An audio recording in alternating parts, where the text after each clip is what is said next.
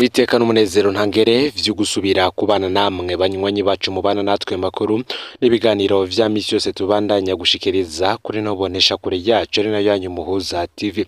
Uyu ni umwanya tugiye kubageza ko amakuru y'ibiriko biravugwa bigezweko muri kano kanya ngaha mu gihugu c'u Burundi, akaba ari amakuru tuza kugaruka hanini ko yariko aravugwa mu gisata c'umutekano ndetse no kuri hirya hangana ryari hagati y'umukuru w'igihugu Evariste Ndayishimiye ndetse n'uwurongoye ibiro bikuru vya gisirikare ngaha mu gihugu c'u Burundi, chef d'état major General Prime Niyongabo.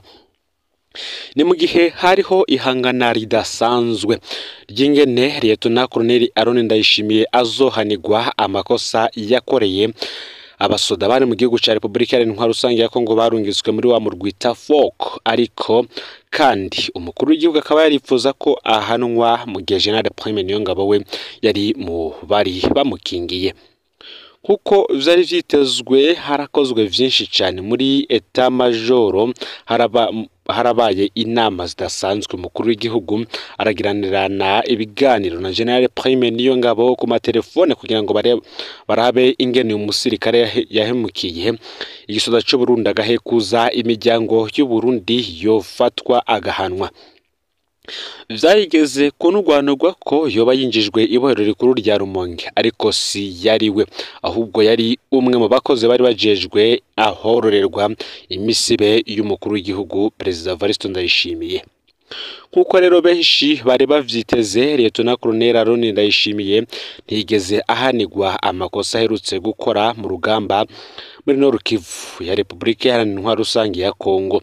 Ibi byose bikaba vyarabaye inyuma yo kwanka amategeko y'abamutwara agatera M23 atarusha ahawe, bigatuma abasuda b'u Burundi bahapfira, abandi benshi bagakomereka, bamwe bagafatwa mpiri na M23 hagatakara ibigwanisho vyinshi. Aron Ndayishimiye rero ico gihe yaciye kugwa mu burongozi bwa batayo y'icenda ya FOC, hanyuma aratahanwa.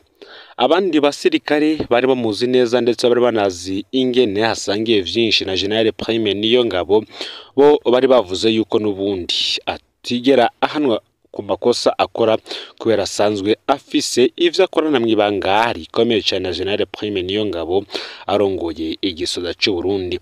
Abasoda bari banavuze ko batiteze ko Aron azohanwa, ahubwo ashobora kuzoronswa akandi gashimwe. Aron Ndayishimiye rero ahejeje kuronka amabanga mashasha kuri ubu, nkuko benshi bari biteze ko abo yahekuje mu miryango yabo bashobora guhabwa ubutungane. Uyu yakoze irikosa akabihanirwa, nkuko vyagiye biragenda ku zindi ntwazangabo zagiye zirava mu gihugu ca Republika Iharanira Rusange ya Kongo ndetse n'abandi bagiye baranka kugwana. We ahubwo aho guhanwa yaronkejwe agashimwe. So ko gashimwe nakande nakiki ese uruhande rwa Perezida Evariste Ndayishimiye rwemeye gutsindwa n'urwa General Prime Niyongabo? Turaza kubigaruka ko mu buryo burambuye. Ofyonde subscribe canke sabone niba utari wafyonda ko kugira ngo utoja ucikanwa na dushikiriza, usangiza no makuru bagenzawe kandi aho baherereye hose kugira ngo nabo baje bashikirwa n'abiriko biravugwa bigezwe ku ngaha mu gihugu c'u Burundi, hanze y'imezi y'igihugu c'u Burundi ndetse no makungu ya kure. Ni Muhuza TV mwayikaze mwidonido yano makuru. Murano makuru turaza kugaruka nubundi kuri Lieutenant Colonel Aron Ndayishimiye. Kuri ubu yaronkejwe ayandi mabanga aho kuronswa ibihano. Uko abandi basirikare babivuze nkuko twatanguye tubibageza ko abo basuda bari bavuze ko batiteze ko Aron azohanwa, nubundi uko babivuze niko vyagenze. Muri nondwi Lieutenant Colonel Aron Ndayishimiye yarungitswe muri Kiribahondeze hafi y'urubibe rw'u Burundi na Republika Iharanira Rusange ya Kongo. Lieutenant Colonel Aron Ndayishimiye akaba agiye arongoye abasirikare 150 b'u Burundi. Bano basirikare ngo bajejwe gucunga ko Red Tabara idasubira gutera mu Burundi, aho ni mu gihe abandi basirikare 1000 bamaze hafi imyaka 3 muri Minembwe muri Hope Hato kurondera Red Tabara nyene. Ni mu gihe mu ntango z'umwaka w'2023 Reverend Ndikuriyo yari yatangaje ko Red Tabara bayihejeje itazosubira gutera mu Burundi. Benshi bakavuga ko Lieutenant Colonel Aron Ndayishimiye ari intwazangabo ivugwa mu mabi menshi cyane. Muti vyagenze gute kugira ngo asubire kuronswa amabanga? Umwe ati arapfungwa, uyundi ati ntaco mubaho ntabwo afungwa. kuva abogojwe mu mabanga yo kurongora ibato y'icenda ya Tafoke mu ngabo z'u Burundi ziri kugwana muri na M23 muri Congo, Lieutenant Colonel Aaron Ndayishimiye yavuzwe ko vyinshi. Ni mu gihe kwigenekerezo ya 27 hari mu kwezi kwa kabiri hari wigeze gutangaza ko yohoba hari umwe mu bategetsi yinjijwe ibohero rikuru rya Rumonge. Hari abavuze ko yoba apfungiwe mu iperereza, hari n'abandi bavuze ko biteye ubwoba kurusha, kuko umwanya warafashwe wo kubitohoza. Akaba kandi hari n'izindi ntwazangabo zibiri bari baraye bashikanwe nga mu gihugu cy'u Burundi bari kumwe bo na Lieutenant Colonel Aaron Ndayishimiye bavuye muri Congo. Yari yararungitswe muri Nord Kivu mu ntango za Ruhuhuma uyu mwaka ajanye ibato y'icenda ya Tafoke. Iyi batayo nayo ikaba yarirangije imyimenyerezo ikomeye cyane ya gisirikare mu Cankuzo. Aaron Ndayishimiye yajanye igisharara cinshi kivanze n'urwanko ko agiye kurangiza abagwanyi ba M23. Ashitse muri Nord Kivu bamuhaye akarere, batayo yigwijejwe bamusaba kwiga neza akarere bamuhaye. Abamurongoye baramubwiye ko itegeko ryo kugwana zorihabwa hageze. Aaron Ndayishimiye ni intwazangabo isanzwe icuditse bikomeye cyane na General Prime Niyongabo arongoye igisoda cy'u Burundi. Yifata ko ari ntakorwa ko kandi katawundi amuha amategeko. Aho kubaha amategeko yahawe na Colonel Pontia Kizimana atwaye ingabo z'u Burundi ziri muri Nord Kivu, Aaron Ndayishimiye we yateguye mu ibanga igitero ku ngabo za M23 ziri mu misozi hanamiye igisagara ca Sake. Aho hari kwigenekerezo ya 16 kwezi kwa kabiri umwaka w'2024. Mwanya wa mbere imbere y'umutaga igitero ca Aaron Ndayishimiye carashoboye gufata ikirindiro c'abasoda ba M23 barahunga. Inyuma y'umutaga ingabo za M23 nazo zagarutse zitazambaye zirisubiza ca kirindiro. Abasoda b'u Burundi barasiga ubuzima, abatari bake barakomereka, abandi barafatwa mpiri na M23. Amakosa yakoze ngaha muri Congo, ikosa rya mbere kandi rihambaye rya Aaron Ndayishimiye kwabaye kutubaha amategeko y'abamutwara. Icya kabiri, ivyakoze vyatumye abasirikare b'u Burundi bahasiga ubuzima. Izo zarashavuje cyane Colonel Pontia Kizimana batazira mingi, kuko we yavuga ko we kuva agiye kurongora ingabo z'u Burundi muri Congo ashira imbere gukinyira abasoda biwe, ngo ntaba yipfuza ko abasoda b'u Burundi baza barita mu ntambara zimeze nko kuyahura kandi abasoda b'ibindi bihugu bataba bagiye ku rugamba. Ikosa rya gatatu ryagirizwa Aaron Ndayishimiye nuko bivugwa ko hoba hariho abasoda ba M23 yafashe ico gihe agaca bica, kumwe asanzwe akora no mu busanzwe wafashe amwica.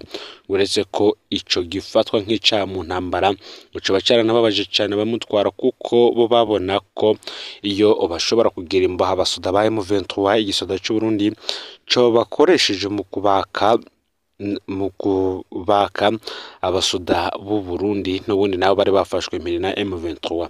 Ibi bikaba byaratumye abatwara ingabo batahura ko Aaron atabereye kurongora ingabo ku rugamba, baca bamusubiriza Lieutenant Colonel Mercier Ngabonziza muri ico gikorwa yari yarungitswe muri Repubulika Iharanira Intwaro Rusangi ya Congo.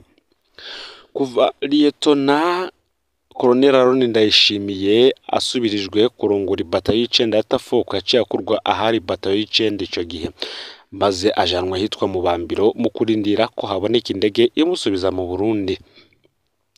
Ico gihe amasoko yacu mu gisirikare avuga ko ngaho yari hamaze iminsi atanu umwambaro w'igisirikare acambara. Benshi bari bibaza nimba yahawe kandi kazi katazwi. Abari babonye ko we ahari ingabo yahora atwara bibajije ko atahanywe, ariko yari amaze hafi indwi zibiri arindiriye indege imutahana. Lieutenant Colonel Aaron Ndayishimiye yarashikanywe Bujumbura cyo kimwe n'izindi ntwazangabo zibiri nazo nyene zagirizwa amakosa aho muri Congo. Akaba yari yashikanywe kigenekerezo ya 28 Ruhuhuma uyu mwaka w'2024. Ico gihe uwo batahanywe bari kumwe ari Major Gilbert Manirakiza. Intwazangabo nayo ikaba yarahoze igwana muri FDT, yari icegera c'umukuru w'ibato y'indwi ya Tafoka, nawe akaba yaragirizwa kuba yahengereye urugamba rukamvye ahitana abasirikare bakeyi bamwegereye bariyonjorora batanu urugamba, abandi basirikare agenda atanabwiye abandi basoda yarajejwe. Mu nshamake yagomvye gukiza amagara yiwe mu ntambara, abona itoreshe kumbure nawe nyene adatahura cahemukira ingabo arongoye. Uyundi yatahaniwe na Aaron ni kapiteni Habarugira wo muri promotion ya 43 ya Isikamu. Nawe akaba yagirizwa ko yamaze iminsi 3 atazwi yagiye kandi adasavye uruhusha. Bagenzi be bakavuga ko bitabatangaje, bamuvuga nk'intwazangabo y'ubo bagito yama iriko iradodobereza abandi basirikare kugira yitoneshe nk'uko bo babivuga. Aaron Ndayishimiye rero yari yitezwe ko ashobora kuzohabwa ibihano, ariko siko vyagenze. Kuri ubu yarungitswe muri Kiriba Ondeze muri Republika ya Intwaro Rusange ya Kongo ku rubero rw'u Burundi n'ico gihugu, ngo gucunga ko Red Tabara itazosubira gukora ibitero vyayo ngaha mu gihugu c'u Burundi.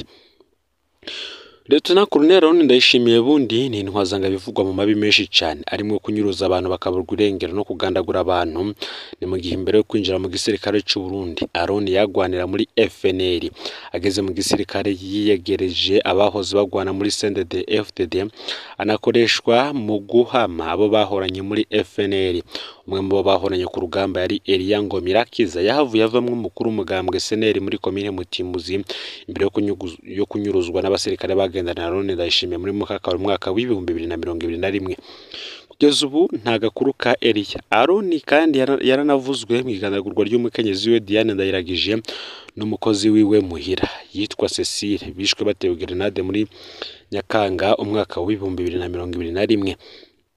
Rero ntihavuzwe indiri z'abarundi bishwe, abandi barahohoterwa bikomeye mu gihe kambi ya 212 yari ijejwe gukingira ishamba rya Rukoko. Amakuru adusomera akavuga ko n'ubu Aaron Ndayishimiye yoba yasubijwe mu burongozi bw'iyo kambi nyene. Aya rero niyo makuru yaragezwe ko muri kano kanya. Ufyonde subscribe canke sabone niba utari wafyenda ko kugira ngo tujikanwe nayo dushikiriza. Usangiza no makuru bagenza aho baherereye hose kugira ngo nabo baje bashikirwa nayo biriko biravugwa bigezwe ku ngamba mu gihugu c'u Burundi, hanze imbere y'igihugu c'u Burundi ndetse no makungu ya kure. No Muhuza TV Imana ibahezagire.